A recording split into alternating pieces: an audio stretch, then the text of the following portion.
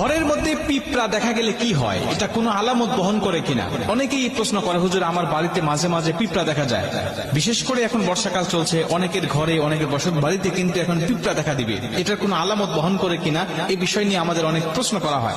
রাসূল সাল্লাল্লাহু আলাইহি ওয়াসাল্লাম পিঁপড়া সম্বন্ধে অনেক হাদিস বর্ণনা করেছেন এবং কোরআনের মধ্যে আল্লাহ সূরাই নাজিল করে দিয়েছেন, সূরাতুন নামল। নামল মানে পিপলিকা, পিপলিকার নামে একটি সূরা নাজিল করেছেন। এবং এই পিপলিকা সাধারণত আমরা দেখার পরে কি করি, যদি আমাদের ঘরের মধ্যে দেখা যায় তাহলে আমরা সর্বপ্রথম এই পিপলিকাকে, অনেক মানুষ আছে পা দিয়ে টোলে মেরে ফেলি, অনেক মানুষ আগুন দিয়ে পুড়িয়ে মেরে ফেলি, অনেক মানুষ বিভিন্ন ভাবে পিপলিকাকে আমরা মেরে ফেলি।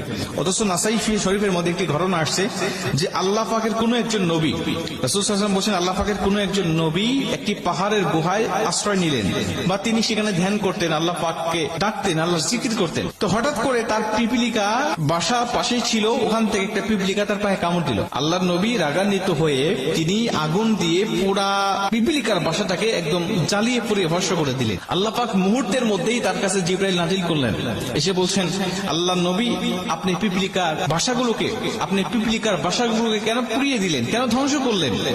আপনি এমন একটা জাতিকে ধ্বংস করলেন, যেই জাতি, যেই গোষ্ঠী, যেই সম্প্রদায় সর্বসময় আল্লাহ পাকের তাসবিহ পাঠ করে।